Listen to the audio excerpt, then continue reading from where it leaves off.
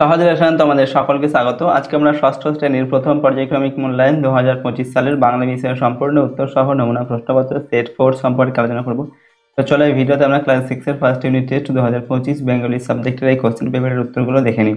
প্রথম ইউনিট টেস্টে তোমাদের 30 নম্বরের পরীক্ষা নেওয়া হবে এবং সময় দেওয়া থাকবে 1 ঘন্টা। এই প্রশ্ন এবং উত্তরের পিডিএফ গুলো সহজ লেসন অ্যাপের মধ্যে দেওয়া আছে। অ্যাপের লিঙ্ক ডেসক্রিপশন বক্সে রয়েছে, সেখান থেকে তোমরা অ্যাপটিকে ডাউনলোড করে চাইলে প্রশ্ন এবং উত্তরের পিডিএফ ফাইলগুলো নিতে পারো। তো দেখো, এই কোশ্চেন পেপারের 1 নম্বর দাগে বলা হচ্ছে সঠিক উত্তরটি বেছে নিয়ে লেখো। যে কোনো 8টি প্রশ্নের উত্তর লিখতে হবে। প্রশ্নের মান 1 নম্বর করে দেওয়া আছে, 1 × 8 = 8। একের দাগে বলা হচ্ছে দেখো, খোলের মধ্যে বোঝাই করা আছে ধান, আলু, গম, শুকনো খড়ের আটি। তো খোলের মধ্যে বোঝাই করা রয়েছে শুকনো খড়ের আটি, এটা সঠিক উত্তর হবে। 2 নম্বর হচ্ছে নদীর ধারে রয়েছে অশ্বত্থ গাছ, রাখাল, একটি বড় নৌকা, পথিক। তো নদীর ধারে রয়েছে, উত্তর লিখবে একটি বড় নৌকা। এরপর 3 নম্বর মাস্টারমশাই বিভীষণ দাস যে পাখির কথা বলেছিলেন সেটা হচ্ছে শঙ্খচিল, এমু, বাজ না বক। তো মাস্টারমশাই বিভীষণ দাস যে পাখির কথা বলেছিলেন সেটা হচ্ছে এমু পাখির কথা বলেছিলেন তিনি। 4 নম্বর কবি নীরেন্দ্রনাথ চক্রবর্তীর একটি কাব্যগ্রন্থ হলো নীল নির্জন, যেতে পারি কিন্তু যাব না, প্রান্তরেখায় ছড়ানো খুঁটি। তো কবি নীরেন্দ্রনাথ চক্রবর্তীর একটি কাব্যগ্রন্থ হলো নীল নির্জন, এটা। 5 নম্বর মনোরম শব্দের সন্ধি বিচ্ছেদ হলো মনোহ যোগ রম, মনোহ যোগ রম, মনোহ যোগ রম। এখানে দেখো 4টে অপশন দেখো, তোমাদের সঠিক উত্তর কোনটা হবে?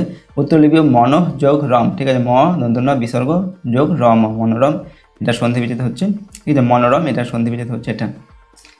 পরের প্রশ্ন হচ্ছে 6 নম্বর সন্ধি শব্দের অর্থ মিলন, বর্ণ, শব্দ, অক্ষর। সন্ধি এই শব্দের অর্থ হচ্ছে মিলন। 7 নম্বর আকন্দবাড়ির 5-7 মাইলের মধ্যে আছে গঙ্গা নদী, বঙ্গোপসাগর, পদ্মা নদী, ভূমধ্য সাগর। তো আকন্দবাড়ির 5-7 মাইলের মধ্যে আছে বঙ্গোপসাগর।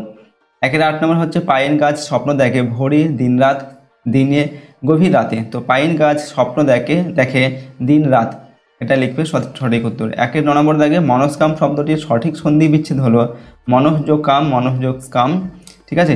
এখানে দেখো এবং শেষে বলা হয়েছে কোনোটি নয়, এটা দেখা হচ্ছে কি মনঃ যোগ কাম।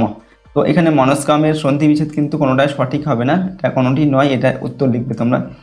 10 নম্বর দাগে অন্ন শব্দটির ব্যুৎপত্তিগত অর্থ অনুসারে ঠিকটি হলো ডাল, ভাত, যে কোনো খাবার না চাল।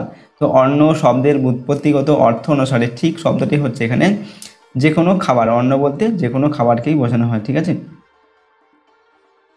পরের প্রশ্ন 2 নম্বর দাগে নিচের প্রশ্নগুলোর একটি বাক্যে উত্তর দাও। 1 × 14 = 14। এখান থেকে 14টি প্রশ্নের উত্তর লিখতে হবে। 1 নম্বর দাগে ভর দুপুরের শব্দটির অর্থ কী? তো ভর দুপুর শব্দটির অর্থ হচ্ছে মধ্যাহ্ন অর্থাৎ দুপুরবেলা। 2 নম্বর বলি এটা কি পঞ্চানন অপেরা পেয়েছ? কে কথা বলেছেন? এখানে উত্তর লিখবে দেখো বিভীষণ দাস মাস্টারমশাই কথা বলেছেন।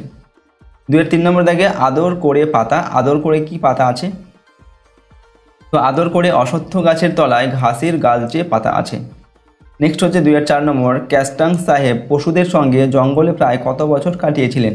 উত্তর লিখবে এখানে ক্যাস্টাং সাহেব পশুদের সঙ্গে জঙ্গলে প্রায় 40 বছর কাটিয়েছিলেন। 5 নম্বর বিসর্গ সন্ধির ফলে বিসর্গটি রতে রূপান্তরিত হয়েছে এমন একটি উদাহরণ দাও। উত্তর লিখবে পুনঃ যোগ অপি, পুনরপি। এখানে বিসর্গটা রতে রূপান্তরিত হয়েছে। পরের প্রশ্ন 6 নম্বর মৌলিক শব্দের সঙ্গে সাধিত শব্দের একটি পার্থক্য লেখন। তো যেসব শব্দকে ভাঙা যায় না, যার সঙ্গে কোনো প্রত্যয়, বিভক্তি বা উপসর্গ যুক্ত থাকে না, তাকে মৌলিক শব্দ বলে। যেমন হচ্ছে মা। মৌলিক শব্দ ও ধাতুর সঙ্গে উপসর্গ বা সমাসের সাহায্যে যে শব্দ গঠিত হয় তাকে সাধিত শব্দ বলে। যেমন হচ্ছে তেলে ভাজা। 7 নম্বর 4 পাতার 2টি অঙ্ক করবে, বাক্যটিতে পূরণবাচক ও সংখ্যাবাচক শব্দ চিহ্নিত করো। তো এখানে 4 এটা হচ্ছে পূরণবাচক আর 2টি এটা হচ্ছে সংখ্যাবাচক শব্দ। 8 নম্বর ধ্বনি কাকে বলে? উত্তর লিখবে ভাষার ক্ষুদ্রতম এককে বলা হয় ধ্বনি। নেক্সট হচ্ছে বিসর্গ সন্ধি কাকে বলে? তো বিসর্গের সঙ্গে স্বরবর্ণের বা বিসর্গের সঙ্গে ব্যঞ্জন বর্ণের মিলনে যে সন্ধি হয় তাকে বিসর্গ সন্ধি বলে। যেমন হচ্ছে দুঃ যোগ সাধ্য, দুঃসাধ্য। 10 নম্বর দুষ্কর সন্ধি বিচ্ছেদ করতে হবে এটাকে। তো দুঃ যোগ কর, দুষ্কর, ঠিক আছে। 11 নম্বর হচ্ছে হজ বরল গ্রন্থটির রচয়িতাকে। এখানে উত্তর লিখবে হজ বরল গ্রন্থটির রচয়িতা হচ্ছেন সুকুমার রায়। হজ বরল গল্পের 2টি চরিত্রের নাম লেখো। তো হজ বরল গল্পের 2টি চরিত্রের নাম হলো হিজি, বীজ আর হচ্ছে নেড়া। নেক্সট হচ্ছে 13 নম্বর হজ বরল গল্পে রুমালটা হঠাৎ কিসে পরিণত হয়েছিল? তো হজ বরল গল্পে রুমালটা হঠাৎ বেড়ালে পরিণত হয়েছিল। 2-14 নম্বর হচ্ছে সবই 26 ইঞ্চি হয়ে যায়, সবই 26 ইঞ্চি হয়ে যায় কেন? তো সব 26 ইঞ্চি হয়ে যায় তার কারণ বড়ো যে ফিতে দিয়ে মাপছিল সেই ফিতের লেখা সব উঠে গিয়ে শুধু 26 লেখাটা পড়েছিল। নেক্সট হচ্ছে 3 নম্বর দেখে নিচের প্রশ্নগুলির উত্তর দাও, যে কোনো 4টি লিখতে হবে, প্রশ্নের মান 2 নম্বর করে, 4 দুগুণে 8 নম্বর এখানে রয়েছে। তো 3-এর 1 নম্বর দেখে শঙ্করের বুকটা গর্বে ফুলে উঠল, শঙ্করের গর্বিত হওয়ার কারণ শঙ্কর সেনাপতি রচনাংশ অনুসারে বুঝিয়ে দাও। উত্তর দেখো, মাস্টারমশাই বিভীষণ দাস শঙ্করের কাছ থেকে কিছু পাখির কথা জানতে চান। শঙ্কর হারিচাঁচা, ডৌখোল, পানকৌড়ি, তিতির ইত্যাদি পাখির কথা বলেন। শিক্ষক মহাশয় বিস্ময় প্রকাশ করে বলে, বাহ, যত পারবে চোখ খোলা রেখে পৃথিবীর পাখি, গাছপালা, মেঘ, আলো সব দেখে নেবে। শঙ্কর স্যারের কথায় অভিভূত হয় এবং গর্বে তার বুক ভরে যায়। নেক্সট হচ্ছে 3-এর 2 নম্বর, পাম গাছের বুক বেদনায় ভরা কেন? দেখো উত্তর লিখবে, মরুভূমির রুক্ষ তপ্ত ছায়াহীন পরিবেশে পাম গাছকে একা দাঁড়িয়ে থাকতে হয়। এদিকে মরুভূমির বালি অত্যন্ত গরম, তাই তার হাওয়া পাম গাছের বুকে লাগে। মরুর তপ্ত হাওয়ায় পাম গাছের ভীষণ কষ্ট হয়, এই কারণেই তার বুক বেদনায় ভরা।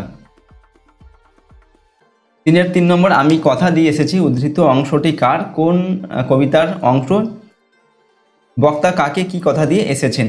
তো উদ্ধৃত অংশটি অরুণ মিত্রের ঘাসফড়িং কবিতার অংশ। বক্তা ফড়িংকে অর্থাৎ ঘাসফড়িংকে কথা দিয়ে এসেছেন, তিনি আবার ঘাসফড়িংয়ের কাছে ফিরে যাবেন। ওকে, এরপর 3-এর 4 নম্বর, ও পথিক জনের ছাতা, কাকে পথিক জনের ছাতা বলা হয়েছে, কেন বলা হয়েছে? তো কবি নীরেন্দ্রনাথ চক্রবর্তী ভরদুপুরে কবিতায় অশ্বত্থ গাছকে পথিক জনের ছাতা বলেছেন। কেন বলা হয়েছে? ছাতার মতোই অশ্বত্থ গাছটি তার অনেক শাখা প্রশাখা বিস্তার করে পথিকদের রোদ ও বৃষ্টি থেকে রক্ষা করে, তাই অশ্বত্থ গাছটিকে পথিক জনের ছাতা বলা হয়েছে। নেক্সট 3-এর 5 নম্বর, ডিম পাড়বার সময় হলে এরা বাসা তৈরি করার জন্য উপযুক্ত স্থান খুঁজতে বের হয়। এরা কারা?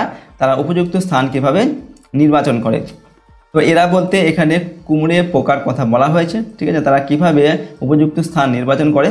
তো কুমড়ে পোকা ডিম পাড়ার সময় হলে বাসা তৈরির উদ্যোগ নেয় এবং উপযুক্ত স্থানের খোঁজে বেরিয়ে পড়ে। 2-4 দিন ঘুরে ফিরে সময় মতো স্থান খোঁজে, পছন্দ হলে বারবার স্থানটিকে পরীক্ষা করে, তারপর কিছু দূর উড়ে গিয়ে আবার ফিরে আসে, আবার ভালোভাবে দেখে নেয়। এরপর তার প্রয়োজন হয় বাসা তৈরির কাদামাটি, যতটা সম্ভব কাছাকাছি স্থানে কাদামাটির সন্ধান করেও তারা যথেষ্ট সময় ব্যয় করে। এই কাদামাটি সংগ্রহের স্থানটি 40-50 গজ থেকে 150-200 গজ পর্যন্ত দূরত্ব পর্যন্ত হতে পারে।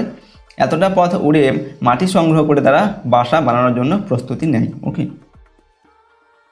নেক্সট হচ্ছে 3-এর 6 নম্বর, তাই তারা স্বভাবতই নীরব, কাদের কথা বলা হয়েছে?